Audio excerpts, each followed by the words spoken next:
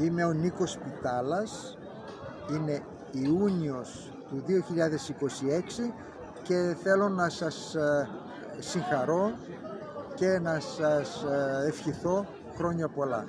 Όλοι οι μπαμπάδες, είτε είναι αποξενωμένοι είτε όχι, είτε ζουν σε μια φυσιολογική οικογένεια είτε όχι, έχουν το δικαίωμα να αγαπούν και να βρίσκονται στο πλάι των παιδιών τους. Λοιπόν, αυτή τη χρονιά εύχομαι να είστε όλοι πάντα ενωμένοι μαζί και να ξεφύγετε από αυτή τη μάστιγα που ονομάζεται γονική αποξένωση.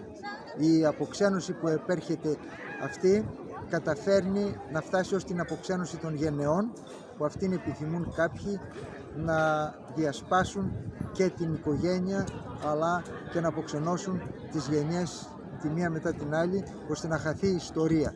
Χρόνια πολλά λοιπόν στους μπαμπάδες, χρόνια πολλά σε όλους τους γονείς.